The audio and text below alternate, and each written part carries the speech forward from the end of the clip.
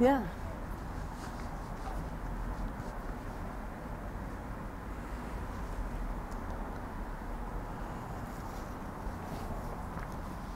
All right, we are live.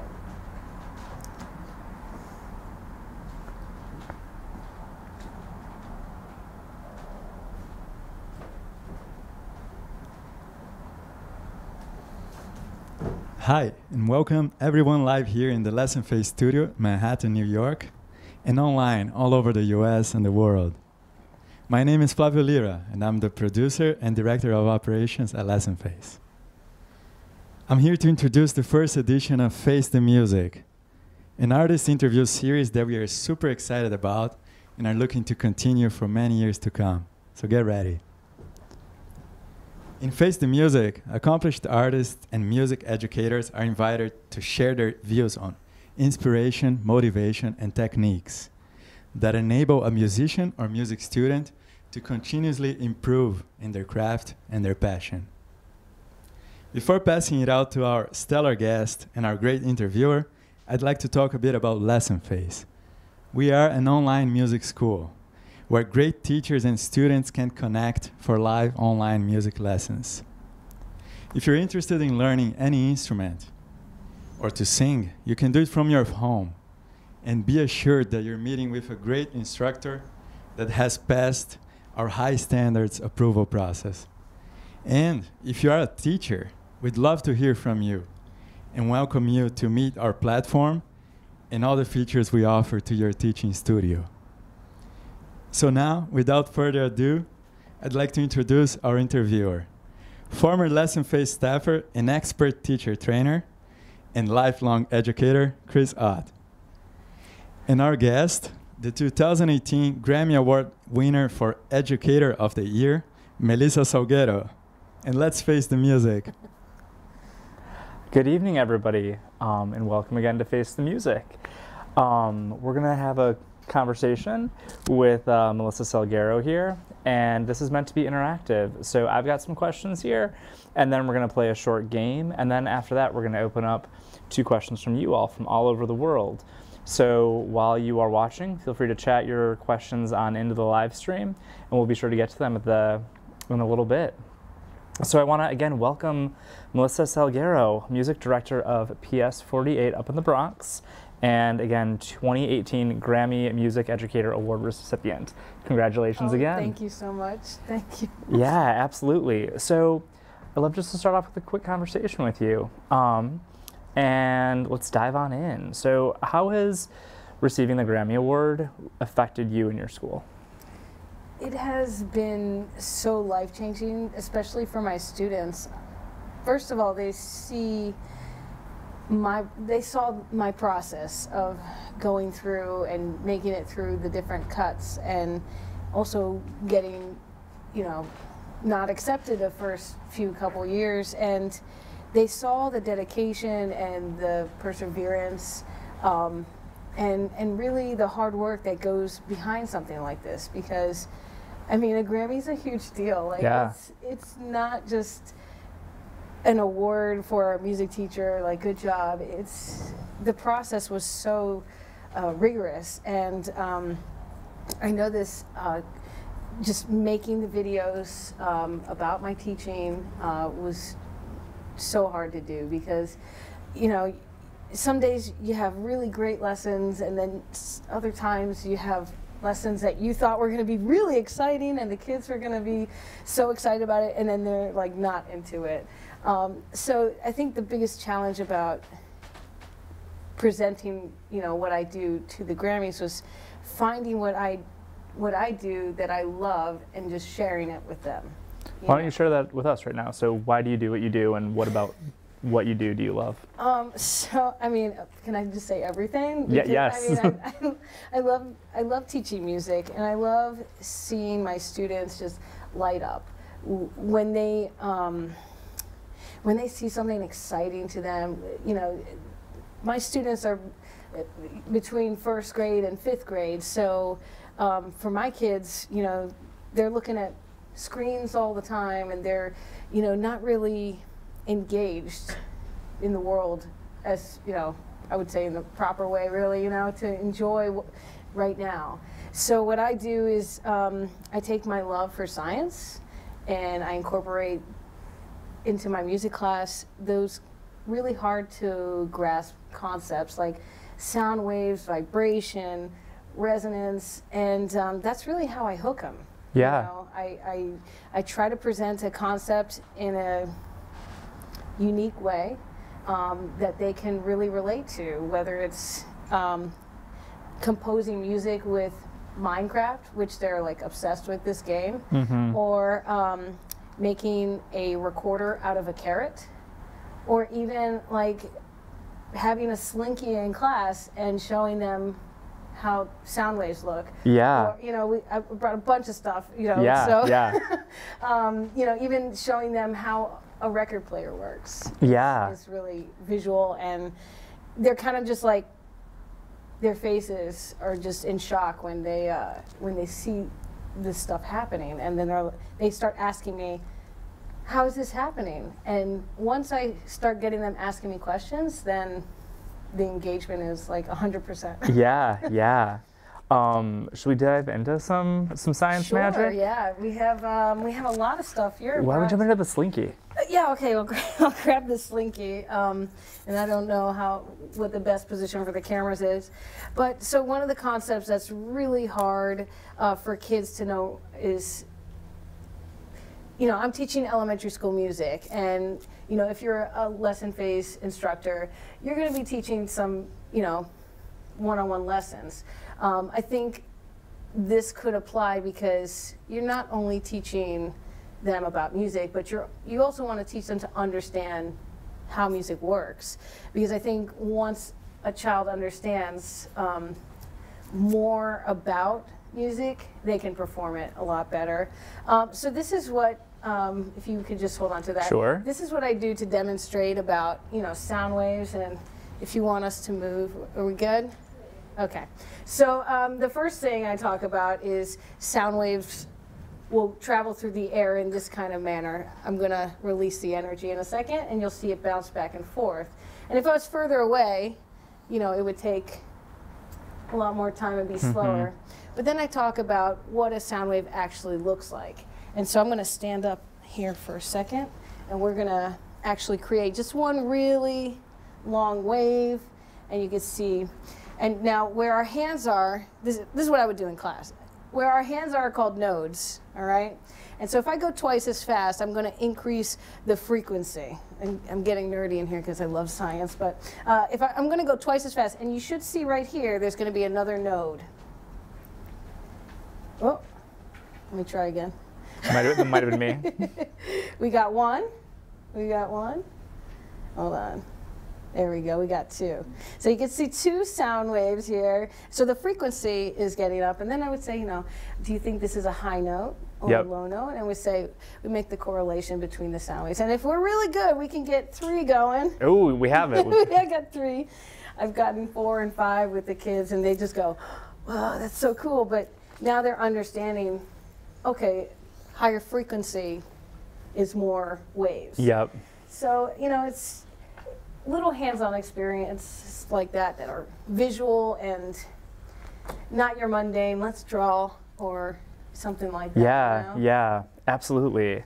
I wanna return to some accolades that you seem to be continuing to get, and I understand that you recently received a really cool donation from Carole King. Oh, Can you tell us about that? I'm like so excited about this because Carole King is like the ultimate. She is amazing, such a living legend. You know, she is so inspirational, and her music speaks to people, you know, in their hearts. Yep. And because of the Grammy Museum and the Recording Academy, we were, you know, she heard about our story, and she said, well, I'm looking for a new home for this piano, and she's in New York. She's a product of the New York City, you know, Department of Education. So she said, this is such a perfect place for this donation. Yeah. And, I just recently unveiled it to the kids, And they thought the coolest thing about it was that when you open the lid of the piano, she autographed it for us, and it says, "To the students of PS48, never give up, love Carole King." And I love that. I you know, like when I first saw it, I was so emotional. I was, you know, because this is someone who has made waves all over the world, and we're just this elementary school in the South Bronx. Yep. And the kids know about her, and they know her music, and they say, really, like, that's amazing. Somebody cares that much to really help us out. Yep. And so that was like, I mean, yeah, I'm gonna say it was beautiful. You know, cheesy, but whatever. I was. like Yeah. it. I like you that. like it? I like Okay, the good. reference.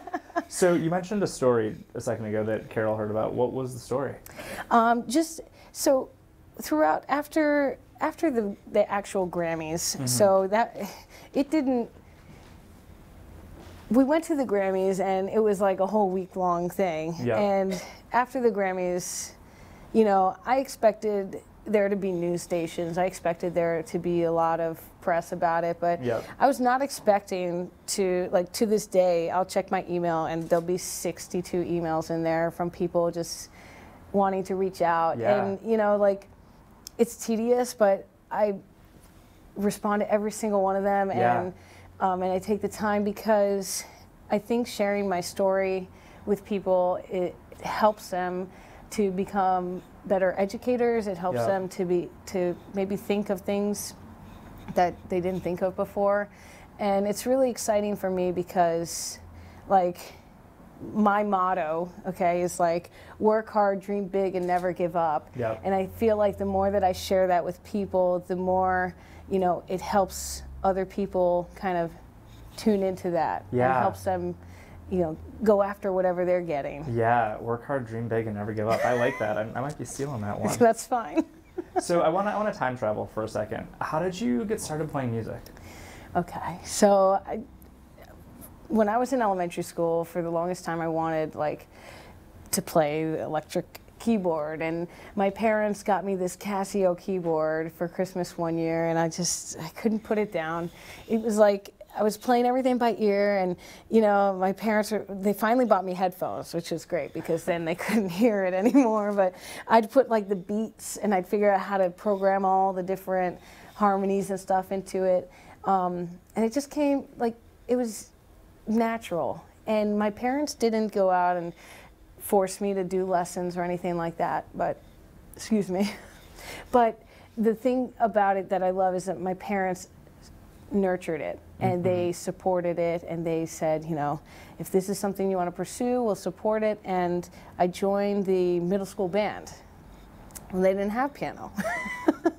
So I was put on trombone, and I was like, what is this thing? It's so weird to hold. And Yep. I mean, I was okay at it. I mean, it wasn't like amazing. And, you know, it was just making music with other people that I loved. So, of course, like any middle schooler, I started a rock band, you know, right? Like, Yep, absolutely. on a guitar, like, get my brothers on the drum, and, well, we didn't really succeed, obviously, but I did win a Grammy. I think you succeeded. Yeah, I won. Does that count? But no, so, I mean, playing music with people, that's really what it was about. Yep. I went to high school, and they didn't play trombones in the marching band, so then I had to learn euphonium, and as soon as I started playing euphonium, like, that was it. That was the instrument of my dreams. Like, I loved the tone of it. So I think, like, important thing to remember, like, especially when starting out in music, is maybe that first instrument that you play is not, you know, you're not gonna take it with you for your whole life, but maybe it's gonna be something that brings you to something else. I play piano more now than I play euphonium. Yeah. You know, Yeah. but, you know, I'm a music teacher, so, you know, it's good to know that. So, sure, I'd love to hear a little bit more advice about how you help students find the right instrument, right? So you talked about, you know, just try some different things. It's okay to move on from instrument to other instruments until you find what you love and discover. What other sorts of techniques do you recommend, or other advice do you have for a new student who's trying to find the right instrument? Right. So there's my philosophy for this is kind of like thinking of it in two parts. One is like a musical human being, and then the other is like the physicality of actually playing the instrument. Because you can be musical and not be good at playing the trombone, you know? Yep. So it's important to educate both sides of that. And I know some music educators are very strict about, oh, you know, you're playing clarinet and you're not switching, or I need you on bari sax, or, but I'm really open to making whatever they want work. So when I have a band in my school, for example, you know, I'll try to balance out the instruments, but if a kid is really not succeeding on the trombone, I'm not going to force them to, Sure. you know, and why not have a bass guitar in band, or a guitar even, Yep. Or piano. So I'm trying to give them as many, as much access as I can to such a wide variety of instruments. And actually another thing through this Grammy is that people are donating, you know, they hear about us and they see the need, because Hunts Point is such an underserved community. They see what I'm doing there and they want to support it. So we have so many instruments, and every single instrument, I must say, is being used. I have a collection of 75 band instruments that are being used, and the greatest part about that is none of my students have to go out and rent an instrument. That's amazing. Yeah. It's really amazing. How did you get started into teaching? I had the most amazing 5th grade teacher when I was little. And at that point, I was very, I was struggling with school and kind of also behavior-wise. And Miss Bauer was just like the nicest, most caring teacher. And she sat me down one day with my parents and she said, I want to make you into a leader of the school. I said, are you crazy? Like, me? I just was sticking gum under the desk. Are you sure? And she goes, yep. And so she gave me this orange safety belt and made me a safety patrol. And through that experience, I learned to serve others. I learned to give back and become a leader. And I knew at that point that I wanted to help other people. I wanted to teach other people at that point. I just didn't know what it was. So I continued to find that passion through music. And when I graduated from the University of South Florida, you know, I stepped foot into my very first classroom. I was terrified, but you know, you just gotta be brave and go out and do it. Yeah, I love that story. It really, really resonates with the idea of just high expectations for kids, right? Yeah, it's absolutely. really what it comes down to. I want to... And also giving opportunities. Yes. Because just because a kid, you know, maybe isn't engaged in a lesson, or doesn't mean they can't become a leader. Absolutely. Absolutely. I want to change topics again really quickly and talk to you about practice, right? And I want to first just hear about, how do you practice and what really inspires you to practice? I have found, as a teacher, if you're not prepared, that's when your lesson's going to go south and you're going to have behavior problems in the real world, in live. It's really unique when you're teaching lessons online. You know, you can't tell, really, you can't get that live feedback, face-to-face feedback. You're kind of depending on the screen. The practice aspect comes from being prepared and being able to think on the fly at the same time. So it's kind of like practicing to improvise almost, you know, Yep. because you have to be able to, oh, I hear this is struggling here, so let me do that. And when I was in college, you know, everybody has to do like their recital. And I remember practicing for it and practicing, and like I didn't know how to practice. This is something that my music teacher never taught me how to practice. All I knew was like from practicing in marching band. So I have the Dr. Beats on and I'm just doing reps. Yep. But to be able to think critically while you're practicing is like such an important skill. And one of the greatest things that I ever did was record my lessons and play it back and hear what I could do differently and kind of be super critical about that. And I think most people are really embarrassed to kind of play back their own product. But the more you do it, the better you're going to get at it. You know, I say that all the time with my students. They'll come up to a xylophone and they'll just be terrified just to play anything. And I say, don't worry, like, it's cool. Whatever you play, it can't be worse than this, and I'll just bang on it, you know, like, so you got to have courage to be able to critically analyze what you're doing, and to be critical to that, you know, like to be picky and where's your bar, what's your standard, you know? Yeah. How would you define a successful class session? Well, obviously you want your student to walk out of the class with more knowledge than they had when you walked in, or with a specific goal.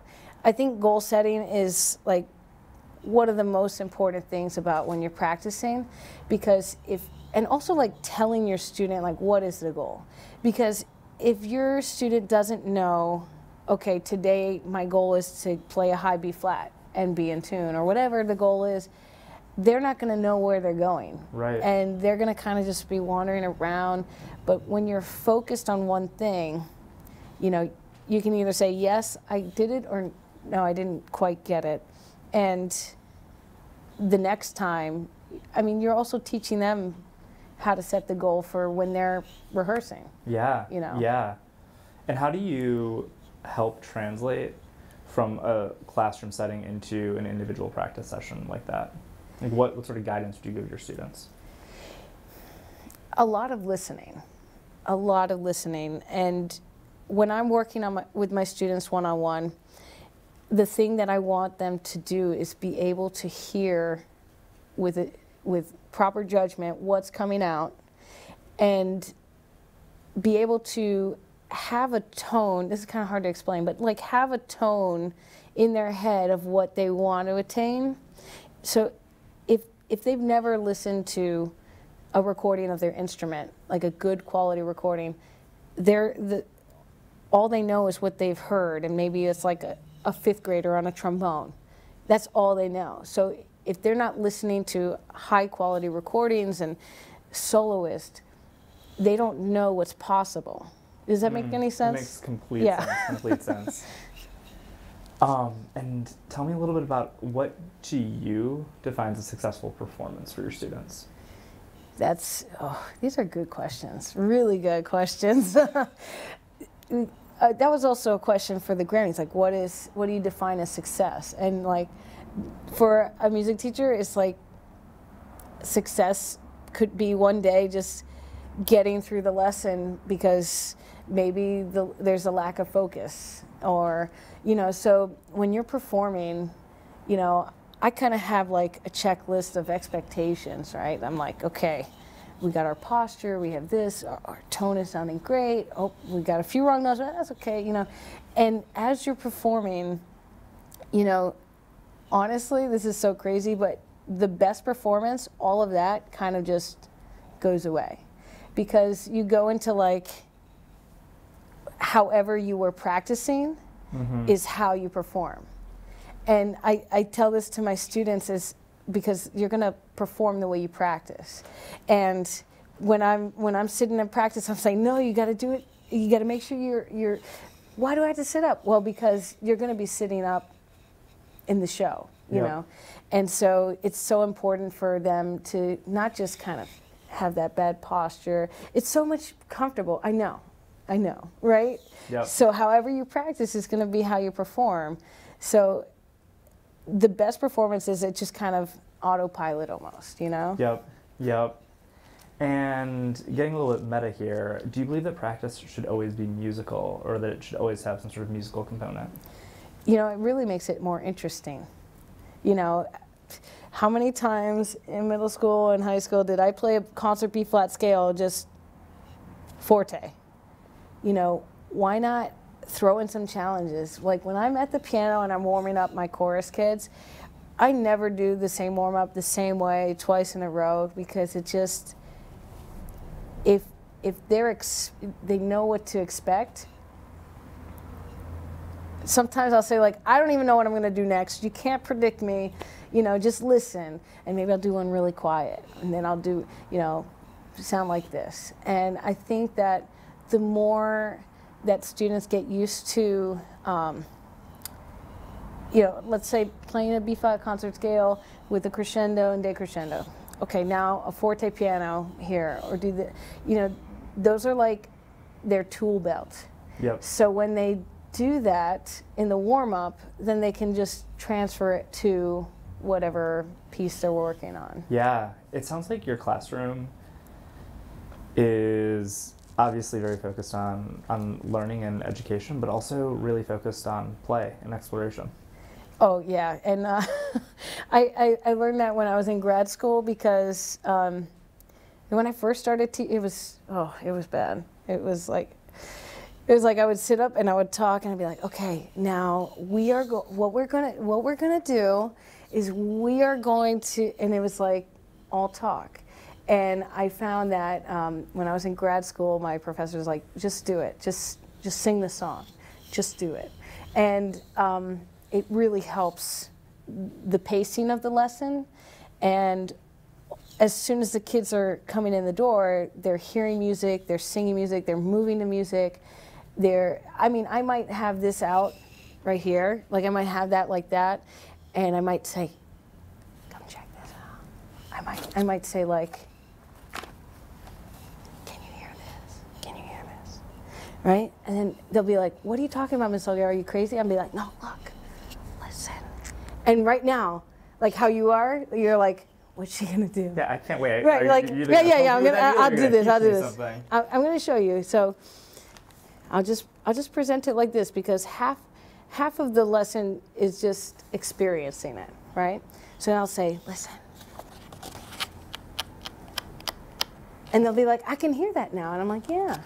And then I'll start, if you could you turn this? Yeah. Would you mind? Being the DJ over here. Yeah, you're DJ. Very good. And then I'll just put it down like this. And I'll say, oh, you heard that? That sounds weird. And I'll say, turn it a little faster.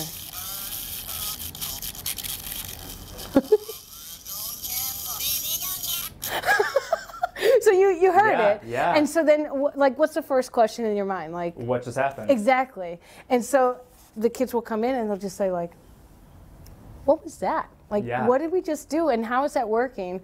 You didn't have to plug anything in, and I heard sound. Yeah. And, you know, you talk about engagement. Yeah. They're in the palm of my hands. Yeah, absolutely. So we've talked about investment. We've talked about clearly engagement and exploration. I want to talk a little bit about confidence, right? Because it sounds like that's one of the things that's probably a giant barrier for when it comes to performance and trying and practicing. What do you do to instill confidence in your students and in your classroom culture? I have a lot of kids that are shy.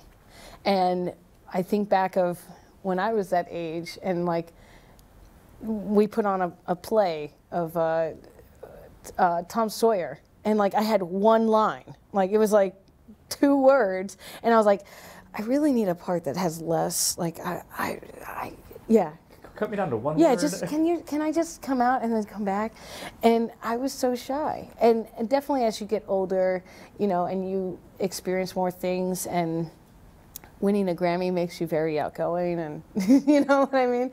But with my kids, you know, sometimes they'll be so nervous, and I'll say, listen, it's going to be okay. Whatever you do is going to be okay, because it's an experience. And let's say you go out and you do really well. The next time you do it, you're going to be even better. And, you know, sometimes if it flops, you know, or something like that, I mean, there's different things and different settings that if I'm in an ensemble setting and the group is, you know, lost or in the score or whatever, you know, they wouldn't actually be in a performance because I wouldn't put that out there. I wouldn't set them up to perform unless they were ready. Yep. So like making that's my call. Yep. So my students know that I would never put them in a situation like that. So they trust me. And I just say, however we practiced it, that's exactly how it's going to be. Yep. So it's all about going back to that and in the practice having your standards really high. Yep. So that if it was like a show, that just transfers right over. And how do you maintain that inspiration and that confidence with your students, right? So once you've built it, and then inevitably they're going to have some successes, and inevitably they're going to have some struggles. Mm-hmm. So especially in those moments of struggle, how do you help your students stay inspired? And when do you know that it's time to switch strategies with a kid? Whenever a kid says to me, like, I can't do this, like, I can't, and I'll say two things. I'll say, yes, you can, and I say, you have to add one word to that. You can't do this yet. And that changes their mindset to, like, okay, maybe I can't do it now, but, like, I can eventually do it. When I was preparing for my senior recital in college, like, I thought I'd never get those 16th note runs, and I couldn't get it yet. Yep. I don't even remember if I did get it, but Yeah. maybe I did. I don't remember, but I do remember putting on that metronome and, you know, practicing like that. But yeah, you know, it's about that process and changing the mentality to it's possible. Yep. I love the addition of that word yet. Yeah, yeah. Can you tell me a little bit about what you do as a teacher to stay motivated and being an inspiration to help others on their own musical journey? I watch a lot of YouTube videos, and I'll go like on these really, you know, I'll watch this tutorial here, or I'll watch this science thing because I love science and how music and science are related. It's so amazing. And you know, once you watch one video, then another one pops up that's related, and then you're just stuck in this web, right? And then I'll see something that is so inspiring to me, or a song that I really connect with. And then I'll start thinking, like, I can make this a lesson. You know, this is really nerdy, but I was playing this video game called Detroit Become Human. Mm-hmm. They have this beautiful song in there, a spiritual song, and it directly relates to, you know, slavery, and you know, and the kids are playing this game. They hear it, it's familiar, that's my door in. And, you know, they're like, oh, you play video games? And I'm like, yeah, but let's sing the song again, you know? Mm-hmm. And then they're so, they fall in love with it just as much as I do. Mm-hmm. So when I'm inspired, you know, it connects with my students. Yep. And another thing that I do is I think about what my students are really into. Like Minecraft and Fortnite. You know, we're teaching the Star Spangled Banner, and, you know, people never know what the word ramparts are. You know, mm-hmm. What are ramparts? Well, they're the walls of the fort. And in this game, Fortnite, they're literally building walls. So, like, it was a really cool moment, actually, on Monday. This kid made a connection between, he's like, oh, so we're building ramparts in Fortnite? And I'm like, yes, you're right. So it's finding what inspires them, finding what inspires me, and mm-hmm.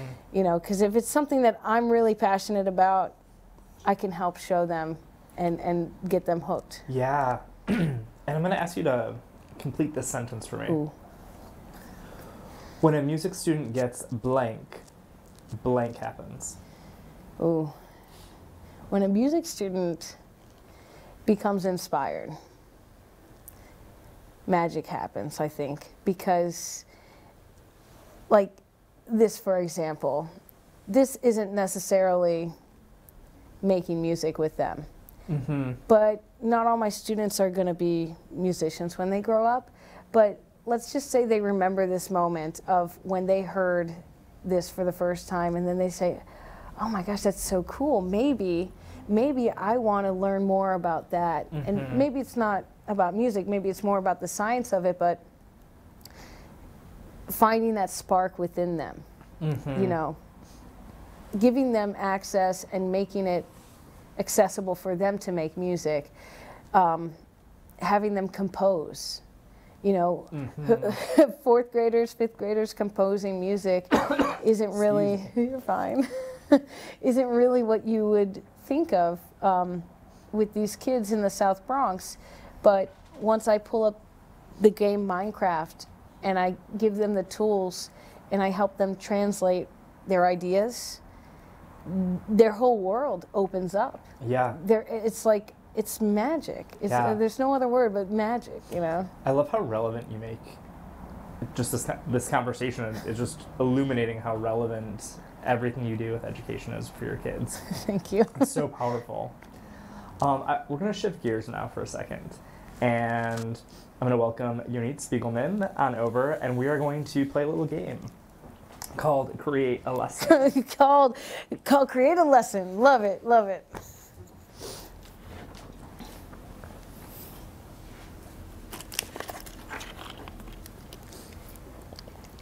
Alright, hope that everybody can hear me at home. Hi, my name is Yonit. I am a teacher at Lessonface, and I'm also the director of A&R here in Lessonface. And yeah, I'm very happy to be here and play a game with you. Yes. Create a lesson.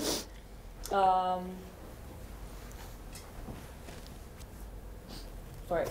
Okay, just making sure that everybody can hear me and everything is okay. Okay, this is what we're gonna do. So we were talking a lot about your teachings and, you know, what you bring to the table, and there's a lot of cool things that are happening around here as well. I think what I'm getting as the bigger picture is that you really think outside of the box when teaching kids because, you know, that's what gets them so excited. So we thought maybe to challenge you a little bit. So we have a lot of gadgets and a lot of toys, some that you brought, some that we had in the studio. The Create a Lesson game is basically we have our little whale here. Inside the whale, we have subjects for different topics of lessons that we can do. And what you're going to do is you're basically going to pull up one of them, which you don't know which one is going to be. And then you can use some of your gadgets or our gadgets and basically teach me or us in the studio a short lesson of 5 minutes or so. Just we want to learn something new. See what happens, right? Yeah, We'll so here we go. We have the whale over here. Let's see, the whale. The whale of fortune. The whale of music fortune. Whale. Okay, here we go. Dun, da, da, da. All right. Take that That's back. what's going to be. The first subject. Drum roll. Songwriting. Okay, so songwriting is something that I love to do because a lot of people think that they can't do it. And I'm going to use a deck of cards for this. All right. Pick a card, any card. No. Yeah. So let's say we're doing an online all right, lesson, so we have a right? screen So we have a between screen in us, front of us, right? And so you can work on composing, and if the student doesn't have a deck of cards, you know, maybe you could use one in front of you, and you say, okay, you know, tell me when to stop, you know, and you stop. Okay, so I have to say, I'm very curious. I've never thought of a cards in so 3, songwriting, right? So what could 3 represent in music? What do you think? Maybe just 3 quarter notes. So like 3 the quarter time, notes. time signature. It could maybe we're in 3/4. Maybe you have a triplet. Maybe I have you a know. triplet? So Okay. at this point, whatever level your student is at, that's where you make the call. You can say, oh, you got the 3 of hearts? That's the bonus card. You get to play this first rhythm, and maybe you have a rhythm written for them that they've been working on. Okay, cool. so then let's say one this element. this is one element. And if you know about sleight of hand or anything, you could actually force a card on somebody. So I'm gonna put this in the middle here. Right, in the middle, and we're gonna tell me when to stop. Stop. All right, not take the card because look what You card take we the card. stopped on. But you know what? Okay, gotcha. So you could do things like that if you know about cards. So I mean, a deck of cards, you have so many options, and they could represent different things. Maybe it also represents scale degrees. Oh. So maybe you pull out, okay, here it is. One. You could do it in different ways. Yeah, two. I hope these are all not. Well, let's put the king back. Let's put the queen back. There we go. Let's see what we got. Okay. So we have the ace, which we'll use as 1. Okay. Oh, this is perfect. Look, we have scale degree 1 and 5. 5. Yeah. So here we go. Today you're going to improvise on chord 1 and chord 5. You know, and it's just one way to make it random. I've seen actually composer dice, which have all 12 tones on it, and you kind of just roll it and you do it. That's one way. Let's see, should I pick another? Sure, if you feel inspired and you feel like something else that we if can I want do to right be now. put on the spot again, let's why go not? back for a whale of a time here. Oh. Dun, dun, dun, dun, dun. Drum rolls. There's so many in here.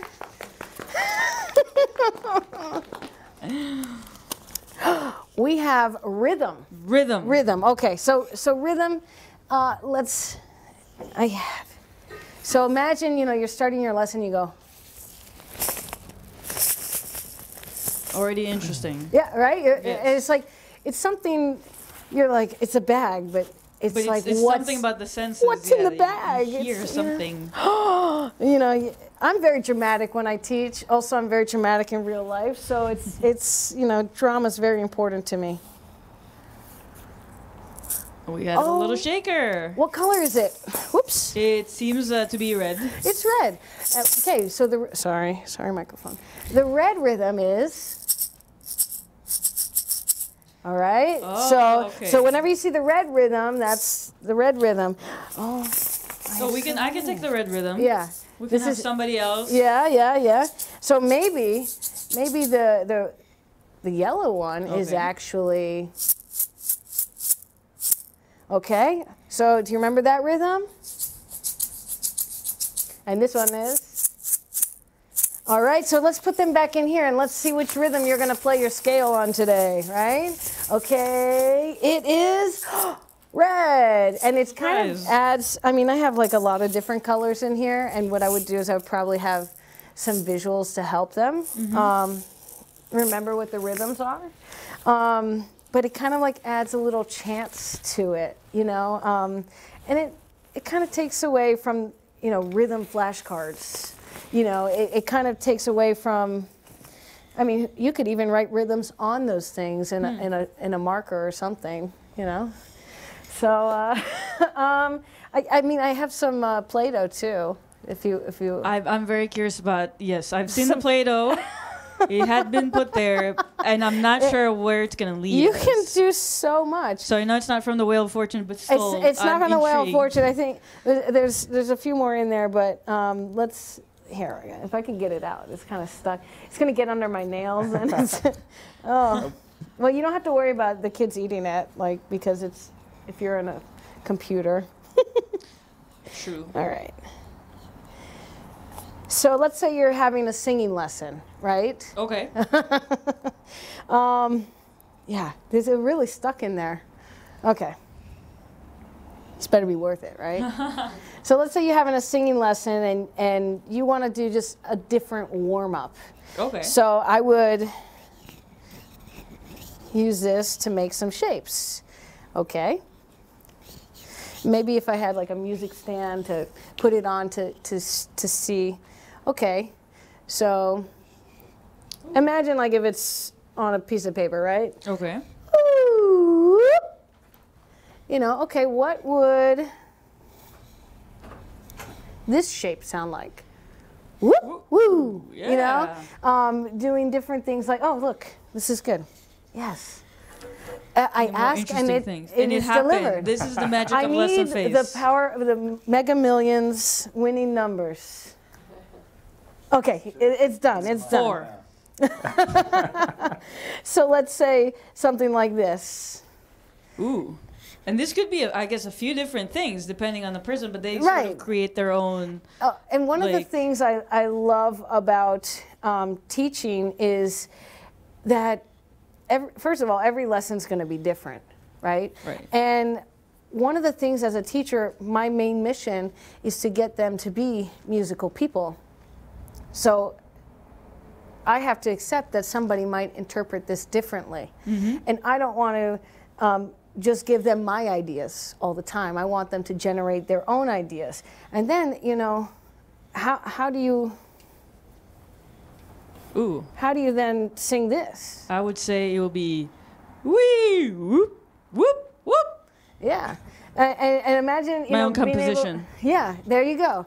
And if they had Play-Doh at home, they could even, you know.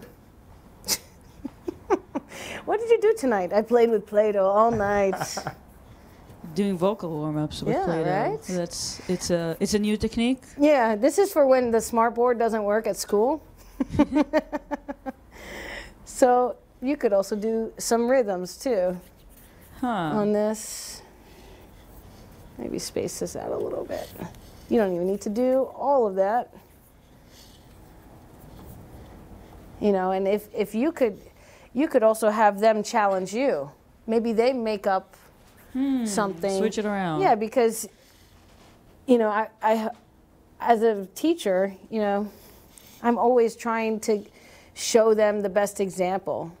So I would say bum, bum, bum, bum, bum is what I would interpret it, but maybe they might put a triplet there or make these closer and see how they interpret that. Pum, pum, pum, pum, pum. Yeah. So we play with Play-Doh. Nice, and we made some vocal warm-ups. Okay, this was a lot of lessons. Yeah, Thank you. yeah. I mean, I feel like we've learned a lot, definitely. Cool. So thank you so much. Create a lesson. Not only one lesson, but 3 lessons were created here with very interesting instruments that you wouldn't think that you would use in regular lessons. But thank you so much for participating. It was very interesting. Cool. And I'm gonna take it back, and I'm actually gonna take this back as well. Yeah, thank you got it. Awesome. Thank you, Yonit. I like that Play-Doh game. Oh, you couldn't see it. I'm sorry. Oh, no, I can hear it, though. I can hear it. That's all that matters. So I now want to open up to some questions from our viewers coming from all over the world. And so now I'm going to open up and see what questions we have from all of y'all. Feel free to chat into our YouTube stream, and we would love to hear from you all. And so our first one is, how do you balance practicing and performing and teaching and social and all the other parts of your life? You know, being a teacher is hard work. How do you balance it all? I've always heard this myth of balance, right? I feel, okay, sometimes I'm stressed out, and sometimes life shifts to a focus on schools. Let's say concert time, you know, and I'm at school and I'm like, they're late, and I'm pushing really hard to the finish line. And then, you know, summertime, it's like home, you know, social and stuff. So finding that balance is really hard.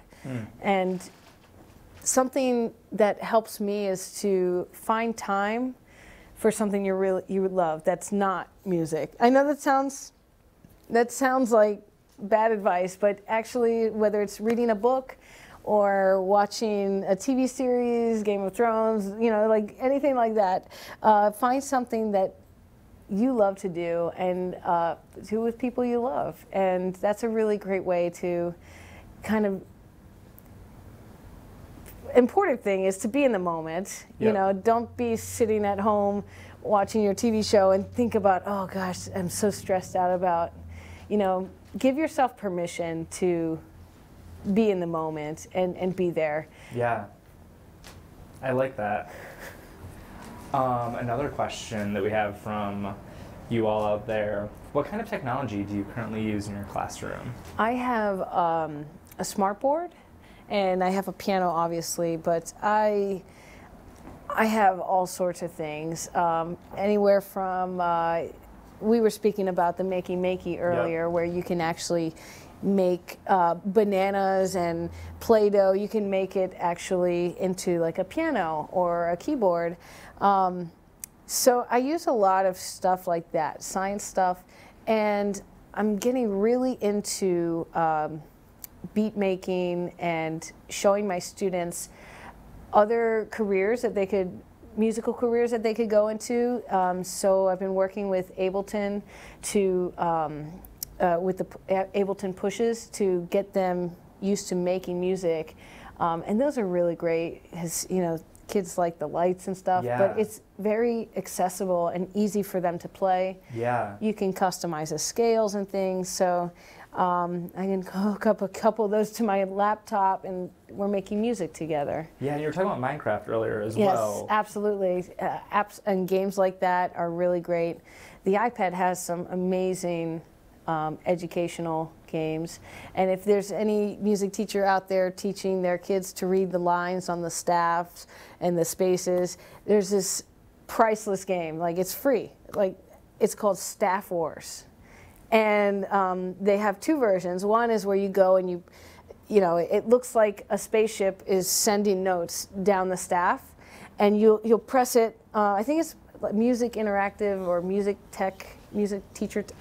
You know what? I'll post a link with you guys. Thank you.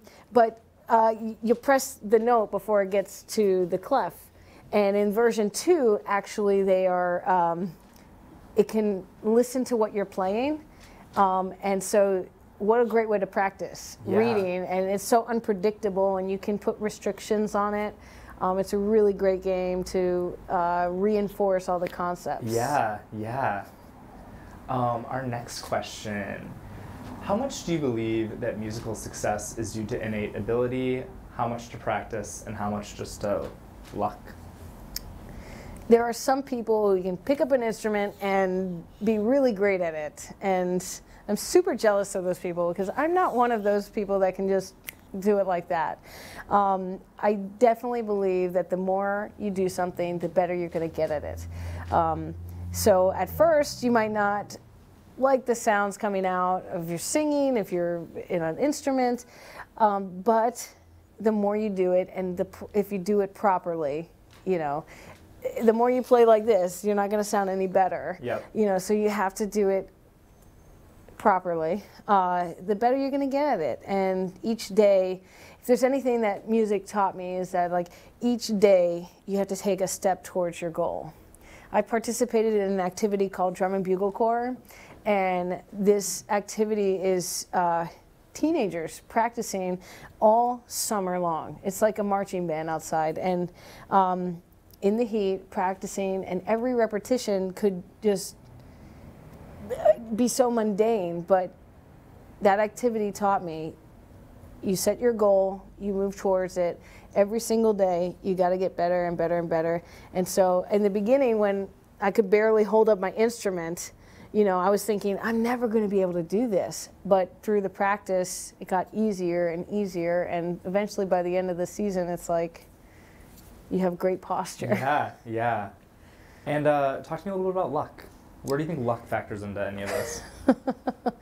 I've never been lucky playing instruments, you know, because, like I said before, however you practice is how you're going to perform. You know, have you ever? What's your experience like with luck? And I don't know. That's a tough question because I don't want to say. I just can say that I haven't experienced it, like sitting at the piano. Oops, I wrote a song. I don't know.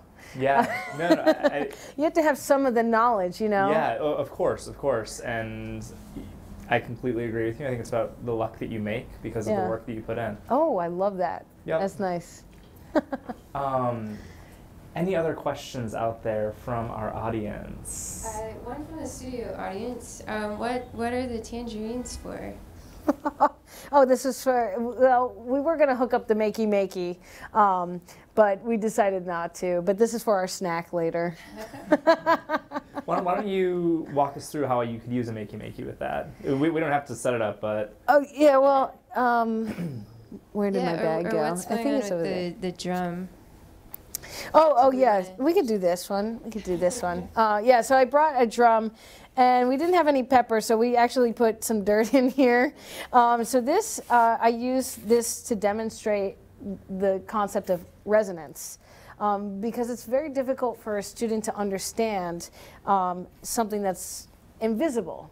And so I have a frequency generator on my phone, and I'll pull it up here.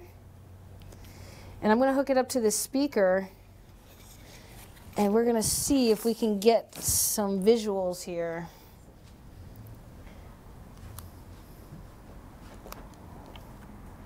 We could put a tangerine on there too if you want. All right, so let's see what we get out of this. So the first thing I point out to the kids is when I strike the drum, you can see where I strike it based off of where everything's moving.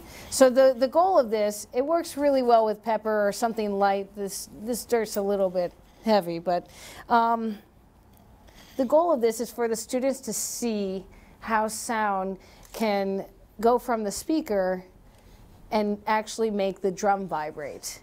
And so what I'll do first is I'll show the kids that if it's at a low frequency, you can see them jumping around on there. And so then I'll start to raise it.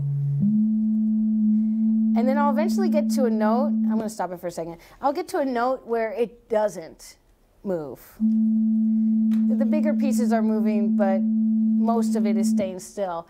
And they'll say, like, why? And I'll say, because it's not the right frequency. So then I'll move it up to where it is the right frequency.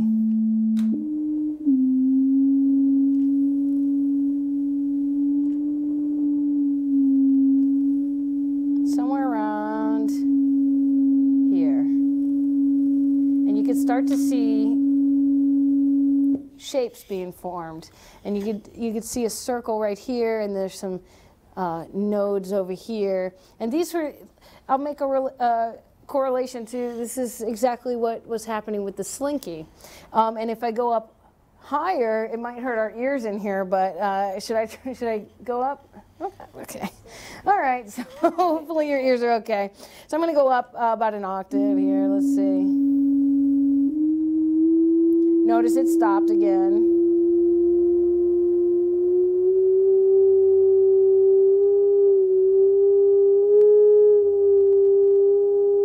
There we go. Now you can see clearly more. Another circle's forming here. And if we go up even higher, what do you think might happen? More circles. Yeah, but we're not going to make ourselves go deaf over here. But yeah, exactly. And so this is just a great way to show visually resonance, because this isn't touching the drum at all. It's actually just sending the sound waves up. And it just so happens to be the same note. So they kind of make each other go. So it's really a cool experiment. I usually do it with my voice, but it's not loud enough with the heavier material in it. What are some of the other goodies you brought us Well, today? I had some Post-it notes to kind of demonstrate, how we might be able to use this maybe in a lesson, and something as simple as like a Post-it note. To demonstrate also, rhythms. Because one of the things being a teacher is I'm always having to justify what I do. And always, I'm always struggling to get the time I need with my students. So something that teachers are very familiar with are fractions, especially in my school, students are struggling with fractions. So, I mean, this is just a Post-it note, and what I'm doing here is I'm going to divide it into 4. And I will show the teachers this, and, they'll say, okay, what is this? I said, well, can't you see it? So it's a bar, it's a hole, and then we have quarters. And they say, oh yeah, that is. And I'll say, well, here's what I'm going to show you. And I'll just write a rhythm here really quickly for us. It's easy. Let's just keep it easy. Don't want to throw crazy stuff out there. All right. So then, you know, I'm relating the math that they're doing, and I'm showing them how it relates to that. Yeah. And say, well, this is a quarter. Well, if I have a kid with this, right, they know the size of a Post-it note, or maybe I have a piece of paper with the appropriate size, and they're sticky too. So, oh no, here's one beat. Here's another beat. Here's a third, you know, fourth. Now go compose your rhythm, you know. And they can't mess this up because it's divided into beats. Yep. So you can compose that. You can rearrange it however you want. I mean, I could also do that with each beat is one of these. Yep. Then you have more space. Then you could put 16th notes in here. You could even tear one of these off to show it's half of a beat. You could talk about dotted notes, stick them together. You know, this is just a Post-it note. Yeah, yeah. I love this. Let me give that rhythm back to you. Yeah, I'll give that back. And do we have any other questions from our studio or our virtual audience? No, I think we can wrap it up. All right. Yeah. Melissa, thank you so much. I really appreciated the opportunity to get a chance to talk to you. I know our viewers from around the world are really excited to hear everything that you've said. I'm leaving this conversation wanting to go right back into the classroom. So inspired about all of the things that you have done. And so thank you for doing everything you do for our students up in the Bronx. Thank you for sharing your wisdom, your inspiration, your story with our viewers on the other side of their screens. And yeah, thank you. Well, thank you guys so much for having me here. It's been a pleasure. Awesome.